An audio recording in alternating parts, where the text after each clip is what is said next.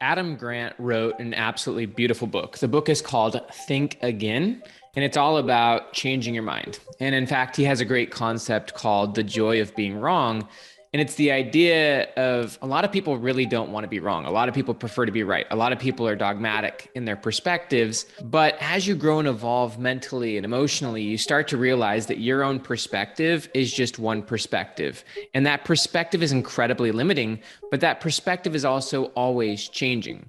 I actually had a psychology professor who once told me that if a man says that a woman is beautiful, he's really describing himself, not the woman, which makes a lot of sense because you don't see the world as it is, you see the world as you are. That's what Stephen Covey said. Another great quote on this topic is Neville Goddard. Neville Goddard said, "You never see the outside world, only your own reaction to it." So if you see something you think is beautiful, you're really just seeing your own reaction to something. If my child makes me angry, is all I'm seeing is my reaction to them. I'm not actually seeing them. Actually, Wayne Dyer has a really good concept, and I'm opening this up, but I'm about to share with you, in my opinion, one of the most beautiful ways to continuously see how your own mind is changing, to continuously see how you're evolving beyond your former self. And you can use this gain mindset. By the way, this is called a gain mindset. Me and Dan wrote a book called The Gap and the Gain, and I'm going to share with you in this video the most powerful way to continuously change your mind, but to see your own evolving process. But one more quick thought just before I get to that. Wayne Dyer said something I really love, and it goes back to this idea that you never see the outside world, only your own reaction to it. And I actually recently shared this with my kids. So what Wayne Dyer said is he asks the simple question: when you squeeze an orange, what comes out of it? And it's a really obvious question. Orange juice comes out of it. And so if you squeeze an orange and orange juice comes out, doesn't that mean that the orange juice was already in there? Like, yes. But this really matters when it comes to your own reactions. Just to be fully honest, like recently, I got really upset at my daughter and totally overreacted to a situation. And so yesterday we were able to have a conversation, me with my kids and our family. And I said, basically, look, the other day I got really mad at Jordan. Was that anger something that Jordan made me do? Or was that kind of like the orange juice coming out of me? Was that anger already inside of me? And they're like, it was already inside of you. And so no one can make you upset. If you're angry, it's like the orange juice inside the orange. It's coming out of you. That means it was already inside of you. You can't blame someone else for your reactions. You can't blame someone else for your emotions. You got to take responsibility for your own emotions. By the same account, you can't take responsibility for someone else's emotions. If someone else is unwilling to learn a lesson, you got to let them go through that. That's them. You can obviously help them through that, have empathy and connect with them. That said, this video is really about applying a gorgeous, amazing principle for continuously changing your mind, but also seeing how you've evolved beyond your former self.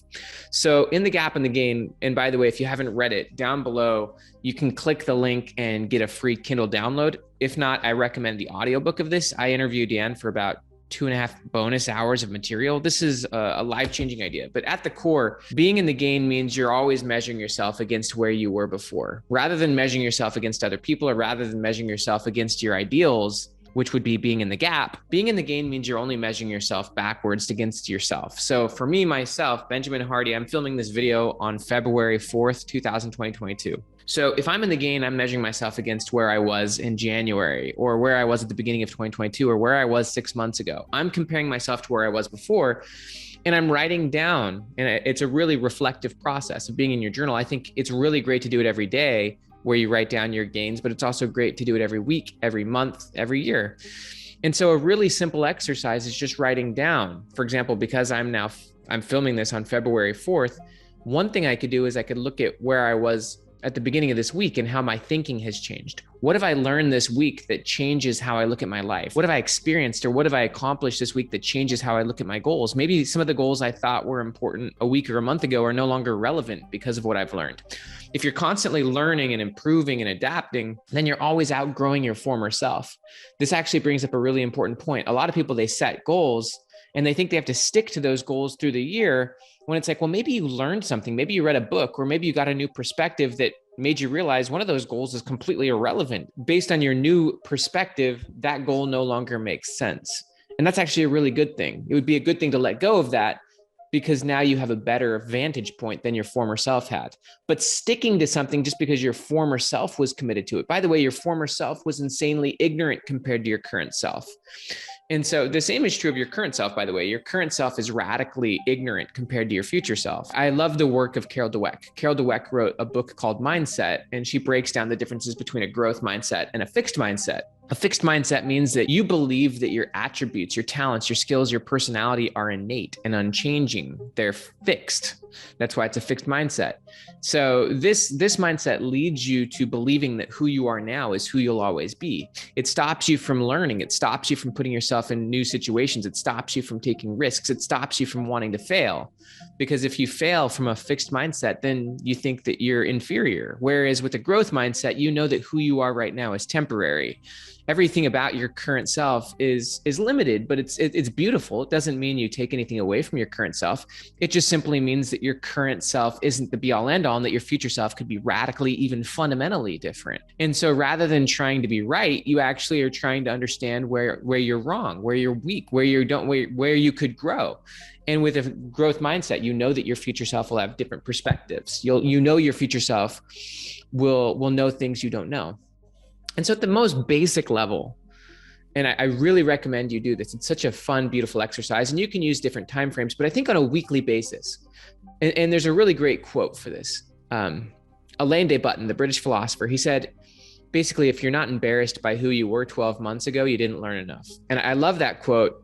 I don't really think it's necessary to be embarrassed by who you were 12 months ago, but I do think it's good to be radically different. And I like the word embarrassed simply because it just shows how stark the difference is. And I think if you're someone who's massively growing, and by the way, in order to massively grow, you've got to be really honest with yourself. You obviously have to have clear goals towards a bigger future, but you've got to be really honest with yourself. There's a lot of areas in your life that if you want to go 10x bigger, if you want to really grow into a bigger future self, you've got to be fully honest that there's certain areas of your life that need cleaning up, whether they're distractions, addictions, fundamentally bad ways of looking at things, relationships. Just you gotta clean things up, and that requires honesty. There's a great quote in Alcoholics Anonymous that you're as sick as your secrets. And so if you're keeping secrets from yourself, if you're unwilling to be honest with yourself about the things in your life that are holding you back, and if you're unwilling to clean up your own life, then you're holding on to the very things that are holding you back. Back to the Alain de Botton quote. If you're not embarrassed by who you were 12 months ago, you're not learning enough. Well, if you're learning at an aggressive level, and if you're being honest with yourself, and if you're being uncomfortable, courageously committing to bigger and bigger goals, then not only every year can you be blown away by how different you see the world and how different you are, you can do that on a weekly or a monthly basis. So if I was to look back at where I was a week ago, in my thinking, in my energy, in my perspectives compared to where I'm at right now, it's actually crazy how different my life is from what it was a week ago. It's stunning. And one of the ways to actually get a very high level of insight and perspective is by actually getting off the hamster wheel and taking a day off. On Wednesday this week, I just took the whole day off, spent time with my family, helped my wife. She does homeschool for our 3 older kids. Just by being home and by helping with breakfast and stuff like that, I was able to see certain areas of my life, and even where in my family's life, where I could make a quick cleanup. It's just amazing if you invite introspection, if you give yourself the space, if you get out of your routine, if you get off the treadmill, how much clarity you could get about just a few little tweaks. I actually love the quote that small hinges swing big doors. This is the idea of leverage, that maybe a small tweak right here. In my case, a small tweak is because I love getting up early. And so I get up at 5 or 6 a.m. and I go to work, and then I come home at 1 or 2 p.m. But I realized by being home that a small hinge that could swing a big door for my family is for me to be home from the hours of 7 to 8 a few days a week, just to help with breakfast, help get the morning routine going. Just by being home for that 1 hour, that's a small hinge that swings a big door for my wife. That's a small hinge that swings a big door for my kids and the quality of day that they have. And if my family is making progress, I'm making progress because they're the most crucial area of my life. But often you can't see those small hinges that would swing a big door if you're so caught up in the day-to-day. If you're on the hamster wheel, is all you can see is the fires that are, it's like drinking through a fire hose. Is all you can see is the next thing. You can't step back and get a little freshness, a little bit of space. And so often you need to give yourself space. This is why Dan Sullivan has the concept of freedom of time as the first freedom. That first freedom where you own more time, you give yourself more time. It allows you to actually step away from that fire hose shooting you in the face. And it allows you to start to see a few little areas where if you just made a small tweak, boom, 10x possibilities change. 10x possibilities. I know it's true. I've experienced even this week. I can say that the person I am sitting in front of you right now is operating at a very different level than the person I was just 5 days ago, 4 or 5 days ago on a Monday. Not that the person I was 5 days ago was a bad person, but I can see how my thinking has changed. I can see how my energy's changed. I can even see how my light has changed in certain areas and it's not just the one hinge. There's other hinges. How you're doing anything is how you do everything. And so by making small minor tweaks, you become aware of other minor tweaks you could make.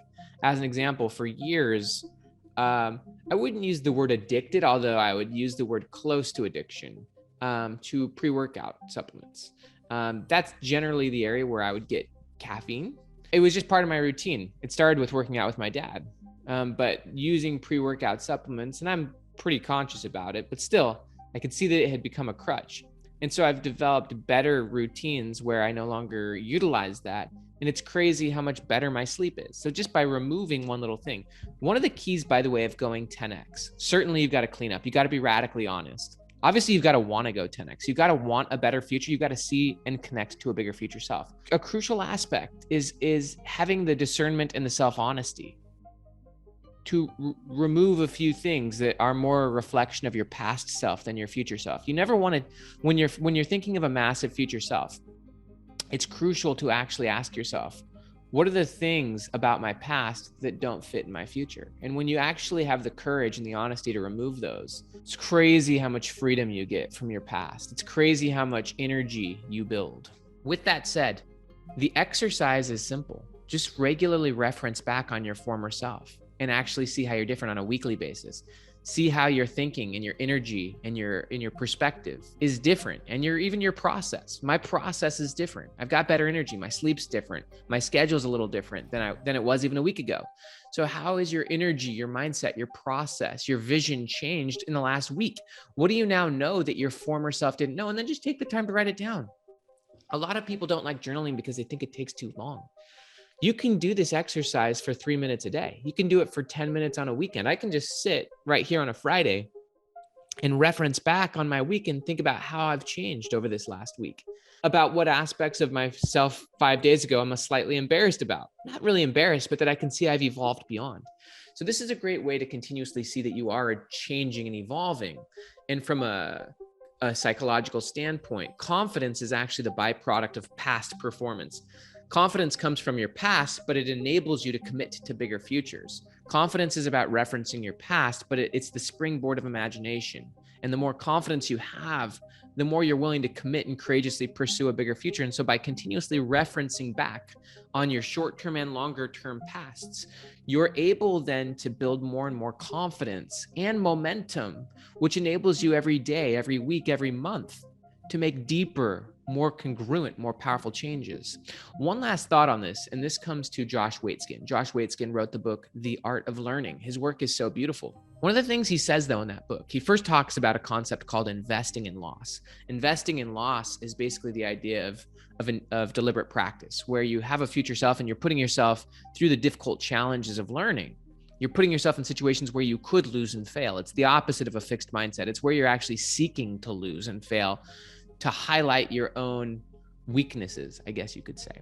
Well, one of the things that Josh says in The Art of Learning is he says that if a person was to stop repeating their mistakes, they'd skyrocket to the top of their field. There's mistakes that you and I are making repeatedly every day, either due to habit, due to ignorance, due to just an unwillingness to change. And by referencing your gains, but also by being honest and stop making the same mistake. I love the quote, lessons are repeated until learned. Sometimes you repeat a lesson for a decade before you learn it so that you can move on to new lessons. But if you stop repeating this mistake and remove it and clean it up, holy cow, what does it open up for you? You will skyrocket to the top of your field if you clean it up, if you stop repeating those mistakes. So I hope that helps. My name is Dr. Benjamin Hardy. Again, link down below if you want to get a copy of The Gap in the Game. I highly recommend you take time every day. Every day, it could be for 3 minutes, just writing down how you've learned, grown, and changed in the last 24 hours, what you've learned, how you've progressed. At the end of every week, maybe take 10 minutes just to reflect on the week, how you're different than you were 5, 6, 7 days ago, what you've learned, the biggest forms of progress you've made. Every month, every year, just always referencing back and measuring yourself backwards, as we would say, viewing yourself against your former self. So please like this video. If it was enjoyable, please subscribe and have an amazing day.